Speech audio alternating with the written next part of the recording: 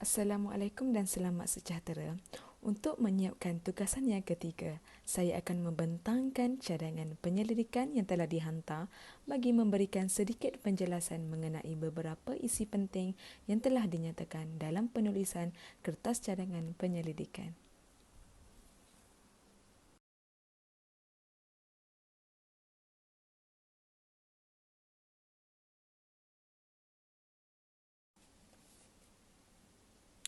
Baiklah, antara kandungan yang akan dikupas dan dibentang dalam PowerPoint ini adalah bab 1 iaitu pendahuluan yang terdiri daripada latar belakang kajian, penyataan masalah, tujuan kajian, objektif kajian, persoalan kajian, skop dan batasan kajian, kepentingan kajian dan definisi operasional. Diikuti dengan bab 2 iaitu tinjauan literatur yang terdiri daripada teori atau model kajian, dapatan kajian lalu dan kerangka konseptual kajian. Dan akhir sekali adalah bab 3 iaitu metodologi kajian yang terdiri daripada reka bentuk kajian, persempelan, instrumen kajian, kesahan, kebolehpercayaan, kajian rintis, prosedur pengumpulan data dan prosedur penganalisan data.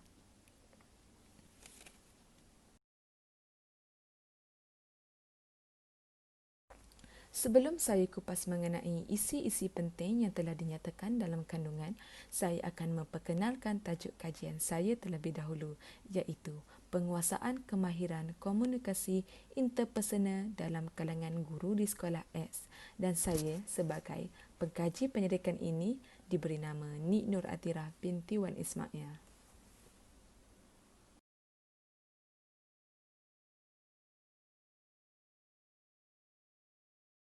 Baiklah, untuk bab 1 pendahuluan ini, adanya latar belakang kajian. Latar belakang kajian ini menceritakan tentang sistem pendidikan yang berkait rapat dengan objektif falsafah pendidikan kebangsaan, iaitu untuk melahirkan insan yang seimbang dari segi jasmani, emosi, rohani, intelek dan sosial, atau ianya dipanggil sebagai JERIS. Jika diperhatikan dengan teliti, komunikasi merupakan antara penyumbang atau pengaruh yang rapat kepada jeris ini, di mana komunikasi merupakan satu proses penyampaian mesej dari seorang individu atau kumpulan kepada individu atau kumpulan yang lain supaya wujudnya kefahaman antara penyampai dan penerima mesej yang disampaikan. Ia juga adalah asas kepada hubungan interpersonal. Kemahiran interpersonal ini terbahagi kepada 6 iaitu keupayaan untuk menerima perasaan dan idea, bertanya soalan, menyampaikan maklumat dan petunjuk serta kemahiran komunikasi. Ini menurut Idris 2008. Seterusnya kita pergi kepada penyataan masalah. Masalah yang pertama adalah masih ramai pendidik mengalami kesukaran menyebut sesuatu perkataan dengan betul dan tidak dapat menunjukkan ekspresi muka yang betul semasa menyampaikan isi-isi penting.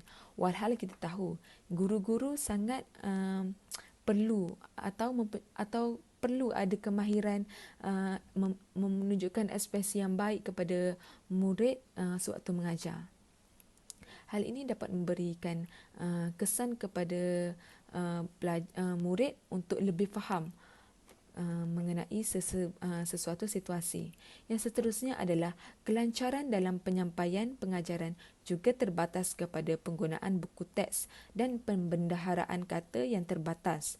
Intonasi dan suara yang mendata juga menyebabkan pengajaran dan pembelajaran dalam kelas tidak menarik dan membosankan. Oleh itu kita dapat lihat ramai kanak-kanak atau murid bila belajar dalam kelas cepat mengantuk sebab kebanyakan guru-guru zaman sekarang masih ada yang menggunakan kaedah tradisional. Hal ini berlaku kerana tidak adanya kemahiran komunikasi interpersonal pada diri guru. Ini menurut Yusof Z 2008.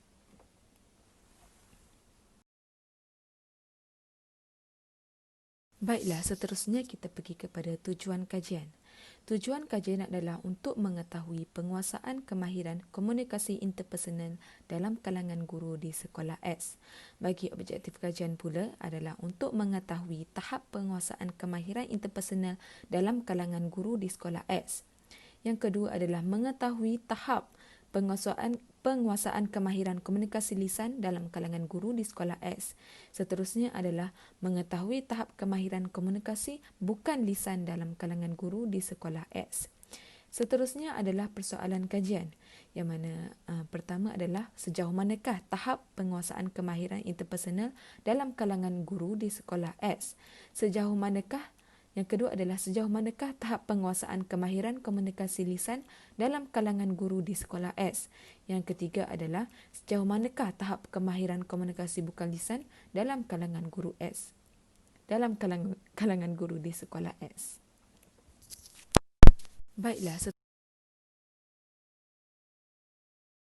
Baiklah, seterusnya adalah skop dan batasan kajian. Skop kajian ini akan berpaksikan pada tahap penguasaan kemahiran komunikasi interpersonal guru di sekolah X. Manakala batasan kajian ini juga hanya berfokus pada guru di sekolah X sahaja dan keputusan kajian kelak tidak boleh digeneralisasikan kepada pihak yang lain di Malaysia. Kemudian adalah kepentingan kajian. Yang pertama sekali adalah sekolah. Dapatan kajian ini membolehkan pihak sekolah mengenal pasti guru yang mengalami masalah komunikasi interpersonal dan boleh mengambil tindakan seperti menghantar guru tersebut ke kursus yang berkenaan bagi meningkatkan komunikasi guru tersebut.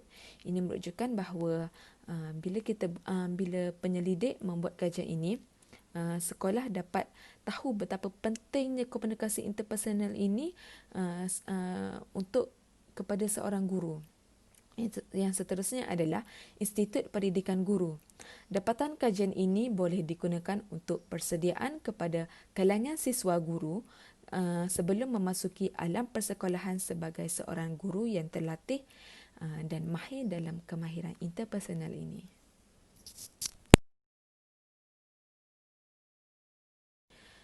Kemudian adalah definisi operasional. Sekolah X merujuk kepada sekolah yang bakal pekaji melaksanakan kajian, iaitu sekolah praktikum yang dipilih, iaitu di kawasan Kuala Lumpur. Yang kedua adalah kemahiran yang merujuk kepada kebolehan komunikasi interpersonal dalam kalangan guru. Ini termasuklah komunikasi lisan dan komunikasi bukan lisan. Yang seterusnya adalah komunikasi. Ianya merujuk kepada komunikasi lisan iaitu pertuturan, perbincangan dan memberi pendapat serta komunikasi bukan lisan iaitu pergerakan bahasa badan. Yang keempat adalah komunikasi interpersonal. Ianya merujuk kepada dua aspek kemahiran interpersonal iaitu kemahiran berucap dan kemahiran maklum balas. Yang seterusnya adalah komunikasi lisan. Komunikasi lisan merujuk kepada hubungan suara dan bahasa dalam kalangan guru dengan kompetensi profesionalisme mereka. Yang keenam adalah komunikasi bukan lisan. Dalam kajian ini, komunikasi bukan lisan merujuk kepada cara pengendalian guru dalam mengalami situasi. Seterusnya adalah kemahiran generik yang merujuk kepada kemahiran umum, kualiti, kebolehan dan trait yang harus dikuasai oleh seseorang guru untuk berjaya dalam kerjaya mereka sebagai seorang guru. Kemudian, baiklah, seterusnya kita akan masuk kepada bab 2 iaitu tinjauan literatur. Tinjauan literatur ini menceritakan yang pertama adalah teori atau model kajian. Kajian ini bersandarkan teori kecerdasan pelbagai oleh Howard Gardner yang mengiktiraf kompetensi pelbagai dalam kecerdasan manusia untuk menyelesaikan masalah dan mencipta produk. Howard Gardner juga mencarakan 8 haluan potensi yang berbeza dan antara yang berkait dengan kajian ini adalah kemahiran interpersonal.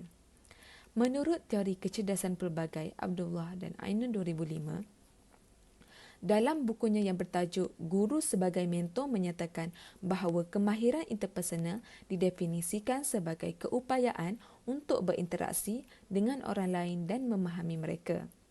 Oleh itu, setiap guru perlu tahu dan mahir menggunakan teknik berkomunikasi yang sesuai bagi membantu mereka menjadi guru yang lebih profesional dan berkesan dalam profesion perguruan. Komunikasi yang berkesan dalam proses pengajaran dan pembelajaran akan membantu pembelajaran serta menambah kefahaman murid dan pengalaman pembelajaran.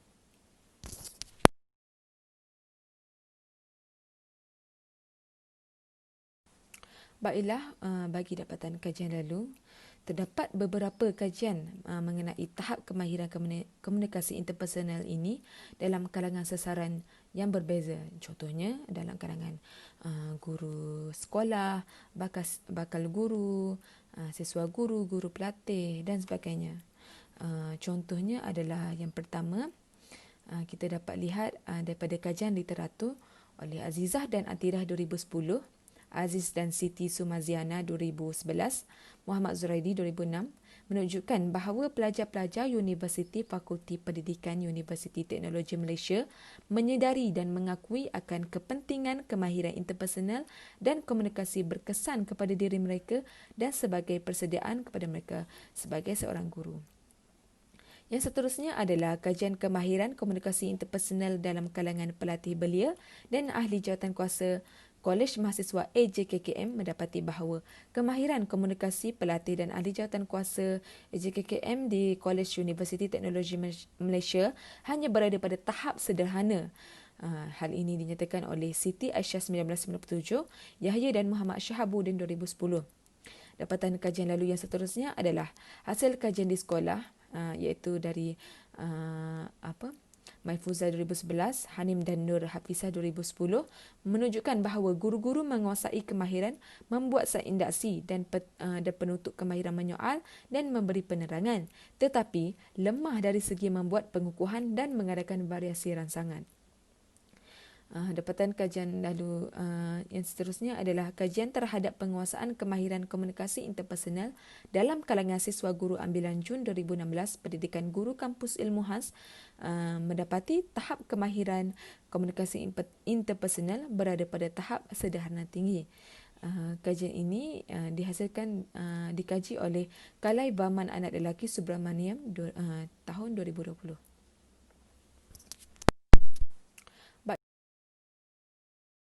Baiklah, kemudian adalah kerangka konseptual. Kerangka kajian ini terdiri daripada dua jenis pemboleh ubah, iaitu pemboleh ubah bersandar dan pemboleh ubah tidak bersandar. Pemboleh ubah bersandar merupakan faktor yang dapat diperhatikan dan diukur untuk menentukan kesan pemboleh ubah tidak bersandar. Pemboleh ubah tidak bersandar pula merupakan faktor yang boleh diukur, dimanipulasi atau dipilih oleh penyelidik untuk menentukan hubungannya dengan fenomena yang diperhatikan. Ianya diambil dari Harley 2002. Dalam kerangka konseptual kajian ini, kita boleh rujuk kepada rajah yang diberi. Guru di sekolah S adalah merupakan pemboleh ubah bersandar, yang mana manakala pemboleh ubah tidak bersandar pula adalah tahap penguasaan berkemahiran komunikasi interpersonal.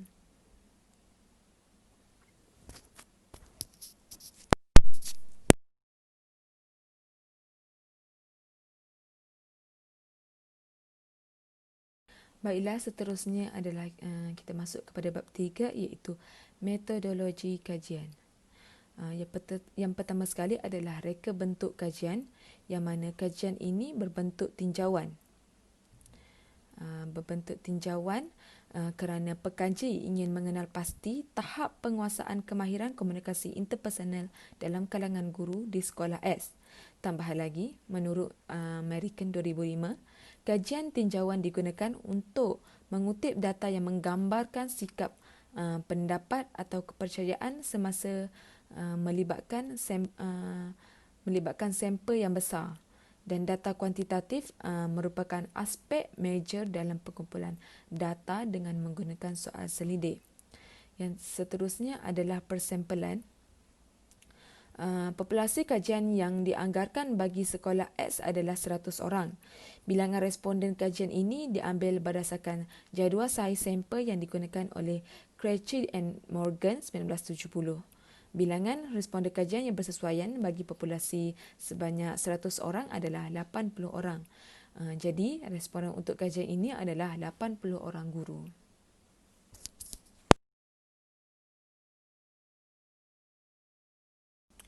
Baiklah, yang seterusnya kita akan membicarakan mengenai instrumen kajian. Instrumen kajian yang akan digunakan untuk mendapat data adalah soal selidik. Yang mana asalnya soal selidik ini telah diadaptasi daripada instrumen kajian Natasha Hadora binti Moridan 2013. Dalam soal selidik ini terbahagi kepada 5 bahagian, iaitu bahagian A, bahagian B, bahagian C, bahagian D dan bahagian E. Bahagian A adalah membicarakan mengenai maklumat latar belakang responden. Bahagian B pula berkisar mengenai komunikasi lisan.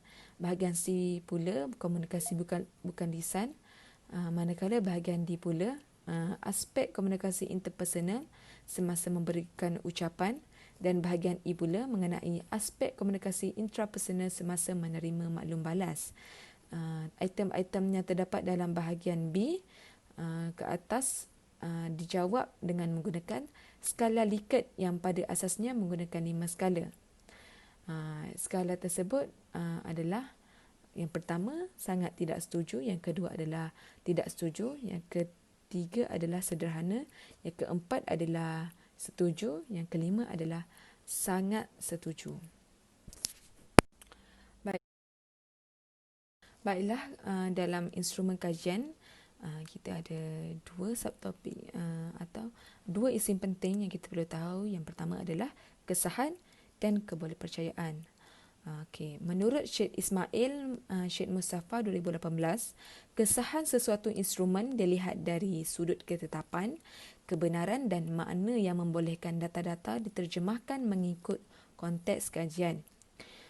Dalam kajian ini, kesahan akan diperoleh semasa kajian rintis dilaksanakan, iaitu untuk mengetahui penguasaan kemahiran komunikasi interpersonal dalam kalangan guru di sekolah X. Dan Ghazali Darussalam dan Sufyan Hussein 2016 juga menyatakan sesuatu instrumen tersebut mempunyai darjah kesahan yang tinggi jika ia mengukur apa yang sepatutnya diukur. Ini menunjukkan kesahan mempengaruhi sesuatu instrumen kajian dan mempengaruhi kita punya kajian, yang mana untuk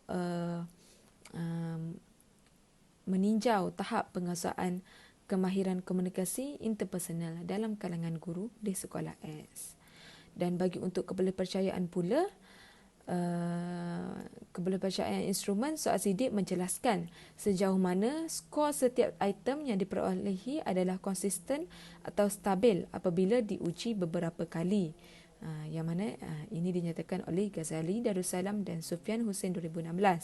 Dalam konteks kajian ini, kebolehpercayaan akan diperoleh semasa kajian rintis dilaksanakan, iaitu untuk mengetahui penguasaan kemahiran komunikasi interpersonal dalam kalangan guru di sekolah X.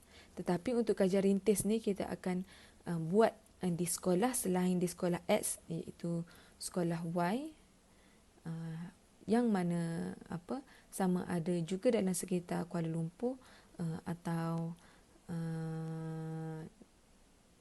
kita boleh pilih mana-mana sekolah yang selain di sekolah X.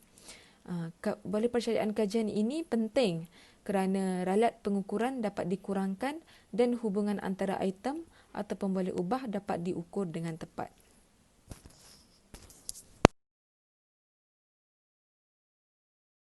Dan seterusnya kita akan melihat kepada kajian rintis. Menurut Chuayan Piao 2011, beliau menggalakkan pekaji untuk menjalani ujian rintis sebelum menjalani kajian yang sebenar, yang mana tujuannya adalah untuk memastikan instrumen soal sidik yang akan digunakan mempunyai kebolehpercayaan dan kesahan. Menurut Chua Yan Piao lagi, tujuan ujian retest adalah untuk tujuan lain. Ujian retest diadakan adalah untuk memastikan bahasa dan struktur yang digunakan dalam soal selidik adalah mudah dan dipahami oleh responden serta memastikan penyataan yang dikemukakan dalam soal selidik menepati dan sesuai dengan pengalaman responden iaitu guru. Kajian retest ini akan dijalakan ke atas 30 orang guru yang dipilih secara rawak dari sekolah Y. Sekolah Y ini bermaksud sekolah selain daripada sekolah X.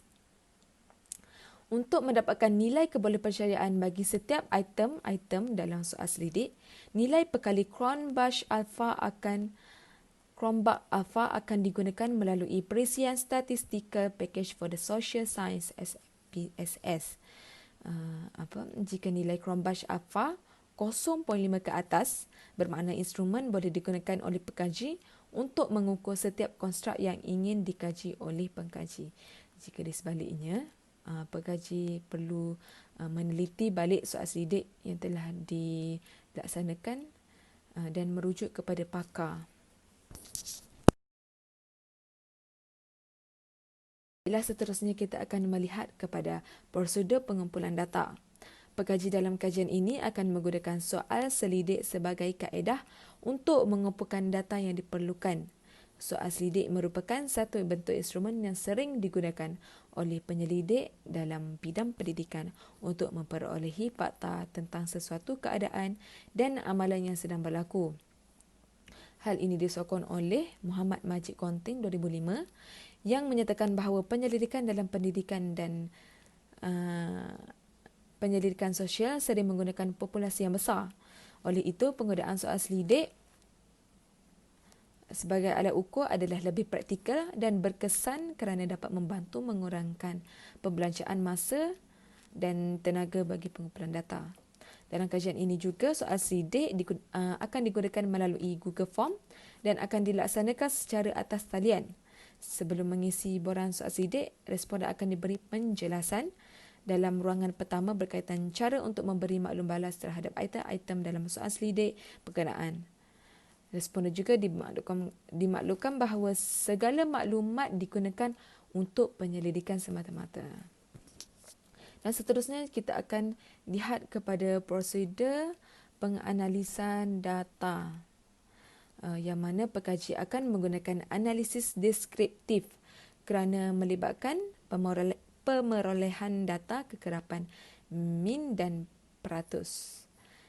Kekerapan akan dikira dalam bentuk peratusan dan akan menunjukkan dengan jelas perbezaan setiap pilihan responden serta menyenangkan pengkaji untuk membuat rumusan melalui dapatan tersebut.